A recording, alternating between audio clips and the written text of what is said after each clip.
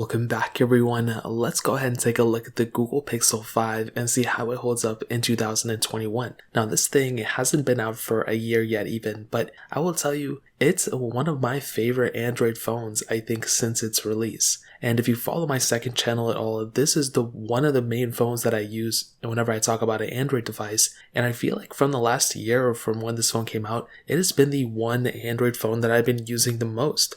And I think that's probably, rightfully said. This is one of my favorite phones of last year, and I'm really happy with the Pixel 5. I think at that time, to be completely honest, it was underwhelming. I thought Google was going to make some crazy cool device, and when I first got it, I was underwhelmed. It didn't feel extremely premium. It did feel actually much cheaper than I thought, and compared to like the iPhone 12s and even the iPhone 11s and even the iPhone 10Rs, it just didn't feel that great. But since using it and since seeing what other manufacturers have done, including Samsung with the Note 20 and with the S21, there have been some real big improvements and disprovements with the Samsung side. And even with the OnePlus, that was the main competitor of the Pixel in my opinion, from my experience. And now OnePlus is moving away from their stock software, and the Google Pixel 5 with its stock Android is still one of my favorite type of devices without a doubt in terms of a software standpoint. So that's a pretty big thing in and of itself. And I do think beyond that, this is still a beautiful device, and I'd recommend picking it up. If you want to pick it up, links will be down in the description.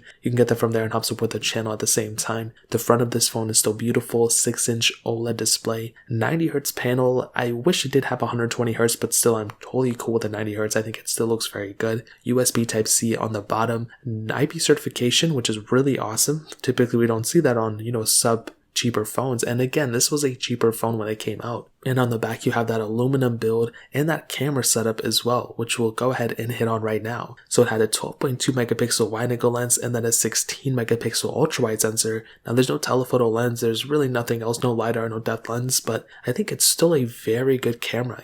I did a bunch of camera comparisons I think when this phone first came out, and even at that moment I was still saying this was a very solid camera. It's really nothing to complain about, and I think when you get a phone like this, again, you want it to be as stable and as perfect as possible. And this camera is a very good camera. I'm super happy that it had 4K at 60, because if it still had like 4K at 30, I would have been completely upset about it. You do have an 8 megapixel front facing camera, 1080p on that front camera, which is one of the more, sadder aspects of it. When we think of the Pixel phone, we think of the best camera in the market, and I would say the back camera is really one of the better cameras for sure. It's just the front camera just isn't that great, I'll be honest. I hate to say it, the software does enhance it a little bit, but no 4K at 60, no 1080p at 60, that's another pretty big disadvantage. So I will tell you, I like the phone. I just wish it had a better front-facing camera, and that may be one of the main disadvantages of this phone, because everything else about this phone is pretty good. It's just the fact with that front-facing camera. So in terms of that, there's really not that much to complain about there in terms of a camera standpoint besides that front-facing camera. Now moving on to probably the best aspect of this specific phone, which has to be, you guys guessed it, the software. This specific phone has probably obviously the best version of software in the game right now, besides Oxygen OS 10, I think was probably the best one, to be honest. But this is a very, very good version of software for sure. I mean, it's stock Android. This thing's going to be lasting for a long time.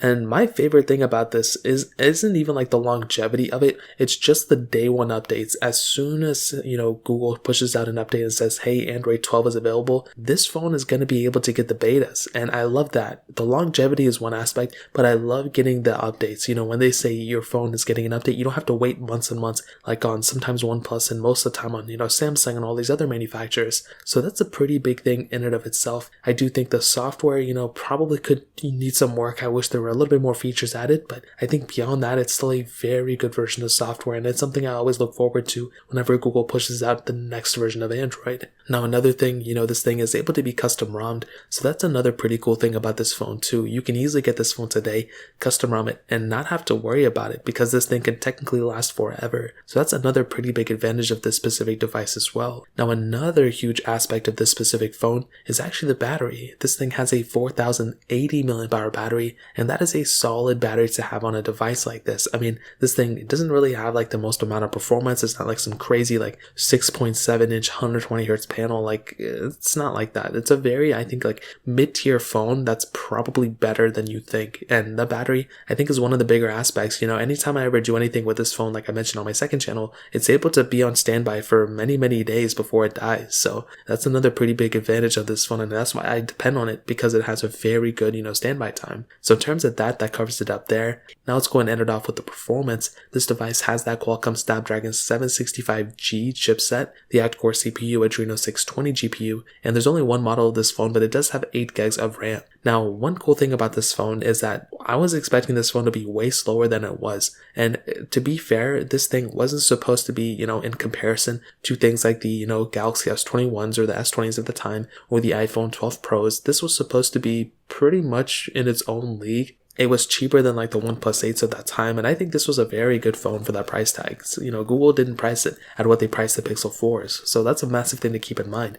But I do think this phone's performance is great, but it's not as good as something, in my opinion, as like a Galaxy S20 or even as like an iPhone 12. There's been a couple cases where I've been comparing these two, especially the Pixel 5 and the iPhone 12s, or even the iPhone 11s, and I've been noticing the speed to be fairly similar. There's not that big of a difference, to be honest. The RAM management also is pretty good on the Pixel 5 as well. So that's one thing that, I've kind of been proven wrong at, in my opinion, is just the fact that this phone is way better of a performing phone than I would think. I think the Galaxy S21 is definitely faster than this thing, but it's still a very good performing phone. You would be surprised how good of a performing phone this thing is. Now, if you're planning to do a crazy amount of things on this phone, it's still going to be able to handle it, but I do think it's going to be slower than probably the Galaxy S21s of this year. Even though this phone wasn't technically like the main competitor to it, it is probably, not as fast as that thing, as I mentioned, and as I've even done a comparison for it before. So I think when it comes down to it, this phone is definitely a very good performing phone for sure, and it's solid in every single way, and there's very few things to complain about in that aspect. So I think the Pixel 5,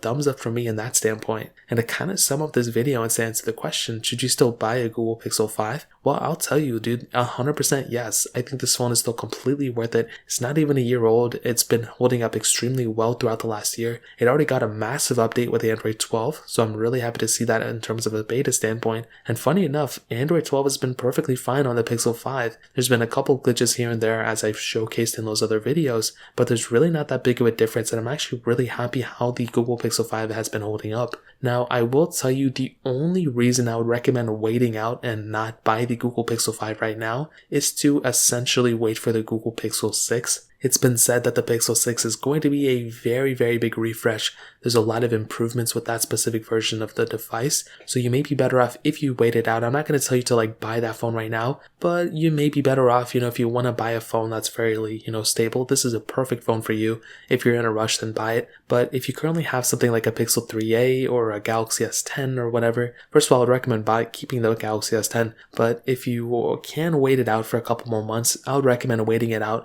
until the Google Pixel 6 or the 6 XL comes out, because those are going to be crazy phones for sure. So that essentially covers it up. If you guys have any other questions or anything, let me know in the comment section below. Hit the like button, that would mean so much, but definitely hit that subscribe button. More importantly than everything else, I love every single one of you guys. Hopefully I'll catch you guys in the next video. Peace out till then.